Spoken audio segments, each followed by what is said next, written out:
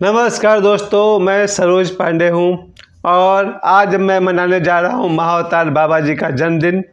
आज महाअवतार बाबा जी हो जाएंगे 1820 साल के। बाबा जी का जन्म हुआ था 203 ईस्वी में और आज महाअवतार बाबा जी हो जाएंगे 1820 साल के और अभी भी देखने में 18 साल के लगते हैं। एक वर्तमान गुरु, एक मौजूद गुरु जो आज भी हम लोग के बीच ही रहते हैं। आज उनका जन्मदिन बस 2 घंटे बाद शुरू होने वाला है। महाअवतार बाबा जी का जन्म हुआ है 30 नवंबर 203। ये इतने प्यारे हैं मेरे घर में। जैसे हम लोग 3 सदस्य हैं, मैं हूँ, मेरी बेटी है, मेरा बेटा है, उसी तरह से महाअवतार बाबा जी मेरे घर के सदस्य हैं। और उनसे मुझे मिलवाने वाली मेरी धर्मपत्नी मुन्नी सिंह है। मुन्नी सिंह के ही कृपा से मैं महाअवतार बाबा जी से मिला हूँ। 2004 की बात है जब महाअवतार बाबा जी से मेरा पहला परिचय हुआ। मेरी धर्मपत्नी 2004 में, तब मेरा बेटा 1 महीना का था, उसको गोद में ले करके हम लोग जा रहे थे। एक वहाँ ज्योतिषी है बोकारो में, उनके पास जा रहे थे हम लोग। जब वहाँ पहुँचे तो हमने देखा कि जो श्री ओंकार नाथ तिवारी जी हैं, जो ज्योतिषी हैं बोकारो में, सेक्टर 11 में, वहाँ हमेशा 50-100 लोगों की भीड़ लगी रहती है। बड़े बड़े प्रशासनिक अधिकारी से लेकर के बहुत बड़े बड़े लोग वहाँ आते हैं। मेरी धर्मपत्नी मुझे लेकर के उनके पास गई और हम लोगों ने वहाँ पर ज्योतिषीय विश्लेषण किया। लेकिन पहले मेरी नज़र पड़ी पंडित श्री ओंकार नाथ तिवारी जी के उस कमरे में जहाँ सभी हम लोग बैठे हुए थे। 4 फोटो लगे हुए थे, महाअवतार बाबा जी का, लाहिड़ी महाशय का और योगानंद जी के, बहुत सारे लोगों का। वहीं से मेरी पहली समझिए कि दृष्टि गई महाअवतार बाबा जी पर। लेकिन मैं उन्हें पहचान नहीं पाया। बस इतना पता था कि पंडित श्री ओंकार नाथ तिवारी जी ने पूजा किया और उसका हम लोग को प्रसाद बांटे। वो प्रसाद महाअवतार बाबा जी का प्रसाद था। बात आगे बढ़ गई। 2-4 महीने के बाद मेरे एक बड़े भाई हैं यहाँ पर, जो अब तो धनबाद रहने चले गए हैं, श्री मनोज सिंह जी, मेरे बड़े भाई। मैं उनको भी लेकर के बोकारो गया था। हम दोनों बोकारो जब गए और पंडित ओंकार नाथ तिवारी जी के घर पर ले गए तो जो मेरे बड़े भाई हैं मनोज भैया, उन्होंने फ़ोटो को देखते ही बोला कि बाबा जी। तो मैंने पूछा ये कौन है? तो मेरे बड़े भाई मनोज भैया ने बताया कि ये महाअवतार बाबा जी हैं। और वहाँ से उनके बारे में जो हम लोग की जानकारी, उत्सुकता बढ़ी। वो मैं आज आप सभी को कहना चाहता हूँ, आप सभी के घर में जितने भी सदस्य हैं उनमें एक सदस्य और जोड़ लीजिए, महाअवतार बाबा जी को। बहुत ही प्यारे ऋषि कहिए, मुनि कहिए, संत कहिए, सिद्ध कहिए। जितना प्यार मुझे ओशो से है, बिल्कुल उतना ही प्यार मुझे महाअवतार बाबा जी से है। और बदले में उन्होंने भी इन रिटर्न महाअवतार बाबा जी मुझे बहुत प्रेम करते हैं। मेरा बेटा जब 1 साल का था, उसको संस्कृत में मंत्र बोलने नहीं आता था। उस समय मेरा बेटा बोलता था ओम किया बाबा जी नमः ओम। वो क्रिया वर्ड नहीं बोल पाता था, तब भी वो बोलता था ओम किया बाबा जी नमः ओम।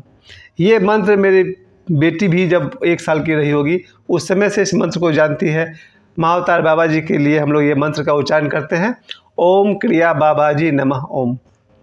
महाअवतार बाबा जी कौन हैं, उनके बारे में आज मैं आप सभी को बताना चाहता हूँ। और वो ऐसे हैं जैसे आपके घर के सदस्य। जिन्होंने भी महाअवतार बाबा जी से प्रेम किया है, वो 1 सेकंड के अंदर महाअवतार बाबा जी से आशीर्वाद प्राप्त कर सकते हैं। श्री लाहिड़ी महाशय जी कहते हैं कि जो कोई भी महाअवतार बाबा जी का नाम लेता है, वो तत्क्षण उनके आशीर्वाद को आकर्षित कर लेता है। मैं फिर से कह रहा हूँ, जो कोई भी इस मेरे वीडियो को देखने वाले लोग, जो कोई भी महाअवतार बाबा जी का नाम लेते हैं, वो उसी सेकंड महाअवतार बाबा जी के आशीर्वाद को प्राप्त कर लेते हैं। एक ऐसे सिद्ध, एक ऐसे संत जो कई बार लोगों के बीच आए, पटना में आए, दानापुर में आए और भी बहुत सारे दिल्ली में आए। कई जगहों पर वे उपस्थित हुए हैं। कुंभ मेले में तो बहुत बार आते हैं, जहाँ जहाँ कुंभ मेला होता है वहाँ आते हैं। महाअवतार बाबा जी को लेकर मैं आपको 50-100 घटनाएं बता सकता हूँ, जिससे आपको समझ में आएगा। इतने प्यारे संत, और भविष्य को तो ऐसे देखते हैं जैसे वो वर्तमान को देख रहे हैं। महाअवतार बाबा जी से अगर पूछा जाए कि कल दिन में 10 बजे क्या होगा, वो ऐसे बताते हैं जैसे उनकी आंखों के सामने सब कुछ दिखाई पड़ रहा हो। एक उनके भक्त हुए हैं नीलकंठन, जिनकी एक किताब है वॉइस ऑफ बाबा जी। वो किताब अभी 650 रुपये दाम था, अब पता नहीं कितना दाम होगा, अब ज़्यादा दाम होगा, 1000 से ऊपर दाम होगा। मैंने 2010 में लिया था। वॉइस ऑफ बाबा जी में उस बुक में नीलकंठन जी बताते हैं कि एक बार उनको दिल्ली में जाना था किन्हीं सज्जन से मिलने के लिए। तो महाअवतार बाबा जी कहते हैं कि जब तुम, नीलकंठन से, कि जब तुम उस सज्जन से मिलने जाओगे, वो नहाने के लिए जा रहे होंगे, उनके हाथ में एक बाल्टी होगा, और जब वो नहाने जाएंगे तभी स्कूल की 2 लड़कियां आएंगी, वो उनसे बात करेंगी, उसके बाद वो नहाने चले जाएंगे, फिर तुम उनसे जो भी काम है वो काम करके वापस आएगा। भविष्य को ऐसे देखते हैं महाअवतार बाबा जी। जब नीलकंठन अगला दिन वहाँ पहुँचे तो उन्होंने देखा कि वो आदमी जिनसे काम था हाथ में बाल्टी में पानी भरकर नहाने जा रहे हैं, और तभी स्कूल की 2 लड़कियाँ आती है जो उस आदमी से कुछ बात करती है। नीलकंठन जी को आश्चर्य हुआ कि महाअवतार बाबा जी भविष्य को ऐसे देखते हैं जैसे उनकी आंखों के सामने हो रहा हो। ऐसी एक नहीं अनेक घटनाएं हैं जिसमें आपको पता चलेगा कि महाअवतार बाबा जी के लिए पास्ट, प्रेजेंट और फ्यूचर, ऐसा लगता है तीनों उनको एक साथ दिखाई पड़ता है। जब वो पास्ट की बात करते हैं, भगवान राम की कथा सुनाते हैं, या भगवान कृष्ण की गीता की बात करते हैं, उनको पूरा गीता याद तो होनी है, उनको पूरी गीता याद है। उनका एक बहुत प्यारा श्लोक है जो शायद मुझे भी याद हो, नेहा विक्रम नाशो अस्ति प्रत्यवायो न विद्यते, आगे मैं खुद ही बोल रहा हूँ। वो कहते हैं थोड़ा सा भी भगवान का स्मरण करना भय से मुक्त करता है। स्वल्पस्य च धर्मस्य त्रायतो महतो भयात्, याद आ गया। गीता में अध्याय 4 में एक श्लोक है, मैं फिर से सुनाने की कोशिश करता हूँ। महाअवतार बाबा जी इस श्लोक को बहुत पसंद करते हैं, और जहाँ वो कहते हैं नेहा विक्रम नाशो अस्ति प्रत्यवायो न विद्यते स्वल्पस्य धर्मस्य त्रायतो महतो भयात्। महाअवतार बाबा जी कहते हैं कि धर्म का अभ्यास में उल्टा कोई फल नहीं लगता है, यानी कोई दोष नहीं लगता है, और थोड़ा सा भी धर्म का अभ्यास भय को हर लेता है। मतलब कि हम लोग जब भी ध्यान साधना करते हैं तो उसका नुकसान तो होने वाला ही नहीं है। ऐसा नहीं कि आप ध्यान साधना करेंगे तो कोई नुकसान हो जाएगा। और बाबा जी ये भी कृष्ण भगवान कहते हैं कि इसमें उल्टा दोष तो है नहीं, थोड़ा सा भी ध्यान साधना हमारे भय को, बहुत बड़े भय को हर लेता है। ये भगवान कृष्ण का सूत्र है गीता में अध्याय 4, और इसको महाअवतार बाबा जी अक्सर सुनाते रहते हैं। बाबा जी के विषय में सैकड़ों कहानियाँ मैं आपको बता सकता हूँ, फिर भी कुछ गिनी चुनी बात आपको बताता हूँ। महाअवतार बाबा जी को लाइमलाइट में लाने वाले योगानंद जी हैं, और योगानंद जी का जो समय रहा है 1880 से लेकर के 1946 के आसपास तक वो रहे हैं हमारे बीच। 1950 तक भी रहे, शायद 1952 तक रहे हैं। तो उस तरह से योगानंद जी का जन्म 1895 के आसपास हुआ है, और 1950 तक योगानंद जी हमारे बीच थे। उन्होंने अपनी किताब द ऑटोबायोग्राफी ऑफ योगी, एक योगी की योगी कथामृत, हिंदी में नाम है योगी कथामृत, इंग्लिश में नाम है द ऑटोबायोग्राफी ऑफ योगी। इस किताब में महाअवतार बाबा जी का उन्होंने परिचय करवाया, इतना बृहद परिचय करवाया कि वो किताब one of the best sellers में से है। और उस किताब को जिन्होंने भी पढ़ा उन्हें भक्ति की तरफ अनायास ही मुड़ जाना पड़ा। विनोद खन्ना कहते हैं कि जब उन्होंने इस किताब को खरीदा था, द ऑटोबायोग्राफी ऑफ योगी को, 600 पेज की किताब है, उन्होंने एक रात में पूरी किताब ख़त्म कर दी। यानी कि रात 11 बजे से लेकर सुबह, जब तक वो किताब ख़त्म नहीं हो गई तब तक वो योगी कथामृत पढ़ते रहे। मेरे पास भी है, मेरे घर में रखा हुआ है वो किताब, और कई बार मैंने ख़रीदा है, 2-3 बार तो ज़रूर खरीदे होंगे हम। मेरे पास वो किताब है, द ऑटोबायोग्राफी ऑफ योगी। योगानंद जी ने परिचय करवाया महाअवतार बाबा जी से। और ओशो के साथ भी एक कथा आती है महाअवतार बाबा जी का, जो कभी कभी गूगल में सर्च करने पर मिलता है। एक लड़का इंजीनियरिंग किए हुए था और उससे कैंसर हो गया था। डॉक्टर ने कहा तुम और 6 महीना जीवित रहोगे। तो उसने सोचा कि यहाँ रहकर मरेंगे तो माता पिता को कष्ट होगा, इससे अच्छा हम हिमालय चले जाते हैं, हिमालय भी देख लेंगे, और माँ बाप से दूर होकर मरेंगे तो उनको कष्ट नहीं होगा। इंजीनियर जब हिमालय के गुफाओं में घूम रहा था तो उसे एक ऋषि दिखाई पड़े, जिन्होंने उससे कहा कि बच्चा डरो मत, तुमको कुछ नहीं होगा, तुम कैंसर से मरोगे नहीं, तुम्हारा कैंसर भी ठीक हो जाएगा, तुम ऐसे लोगों को ध्यान और योग सिखाना शुरू करो। ये महापुरुष थे महाअवतार बाबा जी। यानी महाअवतार बाबा जी से उस इंजीनियर की मुलाकात हुई और बाबा जी ने उससे कहा मरने की चिंता छोड़ो, तुम नहीं मरोगे, तुम क्रिया योग में सिखा रहा हूँ, वो लोगों को तुम सिखाओ। तब से वो नौजवान मुंबई आया। मुंबई में आने के बाद वो चर्चगेट में किसी सिनेमा हॉल की तरफ देख रहा था, कोई फिल्म देखनी थी उसको, और चर्चगेट के क्रॉस मैदान में ओशो का प्रवचन चल रहा था। तो उधर से उसने सोचा कि प्रवचन सुनने जाएं या फिल्म देखने जाएं। तब तक ओशो ने प्रवचन में कहा कि आज के नौजवान फिल्म तो देख लेंगे लेकिन मेरे पास नहीं आएंगे। तभी उस लड़का ने निश्चय किया कि मैं फिल्म नहीं देखूंगा, ओशो के पास जाऊंगा। और ओशो जो क्रॉस मैदान में प्रवचन कर रहे थे उनके पास वो गया, कथा सुना। जब ओशो स्टेज से उतरे तो उसने प्रणाम किया। ओशो ने उससे पूछा, बाबा जी के पास से आ रहे हो? यानी कि महाअवतार बाबा जी और ओशो का कनेक्शन में यही एक कहानी मिलती है। बाद में उसको अपने पास बुलाए और ओशो ने भी उसे ध्यान सिखाया। और पता नहीं अभी वो आदमी है कि नहीं, लेकिन वो इंजीनियर जब तक जीवित रहा होगा लोगों को ध्यान और क्रिया योग सिखाता था। महाअवतार बाबा जी के जन्म के विषय में ऐसा ज्योतिषियों ने बताया कि भगवान कृष्ण की जो कुंडली है वही कुंडली महाअवतार बाबा जी की भी है।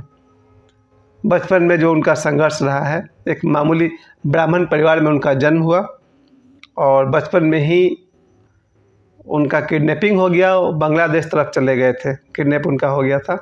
फिर साधुओं के बीच में रहे, ध्यान योग सीखे। उनके गुरुजी के नाम बोगानाथर है और इनका जन्म तमिलनाडु पेरंगपट्टी ऐसा कोई जगह है, वहाँ इनका जन्म हुआ है और एक ब्राह्मण परिवार में इनका जन्म हुआ है।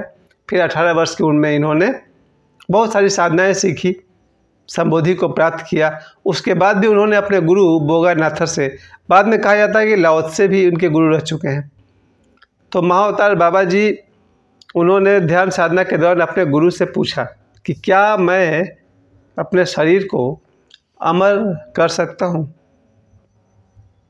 गुरुजी ने कहा क्यों तुम्हें अमर होना है? क्योंकि ऐसी कथाएं तो रावण के बारे में भी है कि रावण अमर होना चाहता था, या बहुत सारे दैत्य हैं जो अमर होना चाहते हैं सुख भोगने के लिए।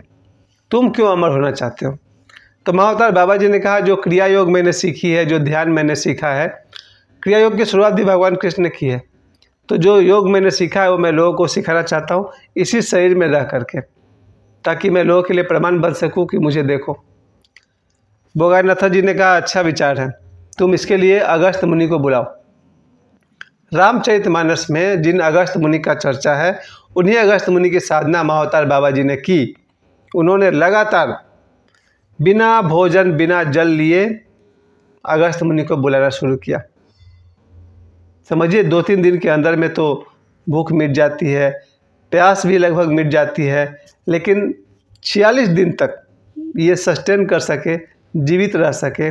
40वां दिन तक इन्होंने भोजन नहीं लिया था, एक बूंद पानी नहीं पिया था। उन्होंने कहा था या तो हम मर जाएंगे या अगस्त्य मुनि मेरे सामने आए। विवश होकर के अगस्त्य मुनि को 46वां दिन या 48वां दिन अगस्त्य मुनि को इनके सामने आना पड़ा, महाअवतार बाबा जी के सामने। उनके हट के आगे महाअवतार बाबा जी ने ऐसे जिद कर दी थी कि आना ही पड़ेगा। तो अगस्त्य मुनि जी 48वां दिन महाअवतार बाबा जी के सामने आए। उन्होंने पहले उनको जल पिलाया और तब उनसे कुछ भोजन कराया और तब पूछा कि क्यों अमर होना चाहते हो? तो बाबा जी ने कहा, मुझे लोगों को मेडिटेशन सिखाना है। अगस्त्य मुनि बोले, अच्छे विचार हैं। और अगस्त्य मुनि ने उनसे कुछ साधनाएं करवाई, जिसके कारण महाअवतार बाबा जी जब तक चाहे अपने शरीर को रोक सकते हैं।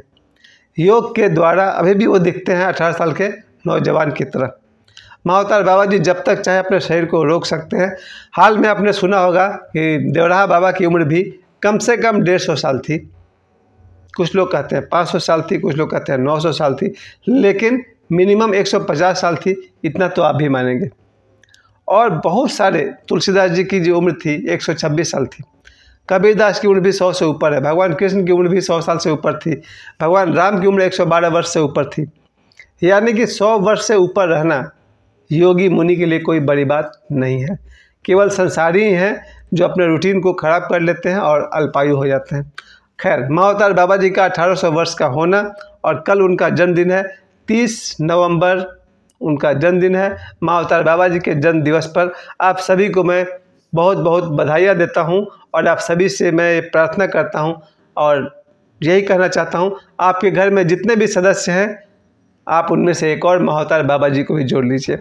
मैंने उन्हें अपने गुरु रूप में, अपने पिता रूप में उन्हें बहुत प्रेम करता हूँ। मेरे घर में बहुत सारा उनका फ़ोटो लगा हुआ होगा, उस रूम के दीवार पर बहुत सारी महाअवतार बाबा जी की फ़ोटो लगी हुई है, आज से नहीं 10 साल पहले से।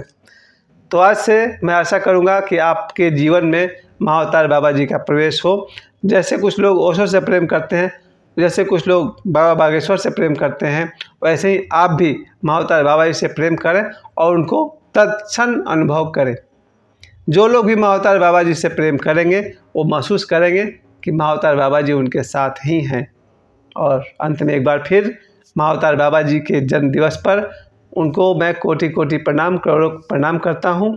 और कल 30 नवंबर 2023 को महाअवतार बाबा जी हो जाएंगे, कितना हो जाएंगे सर, 1820 वर्ष के हो जाएंगे।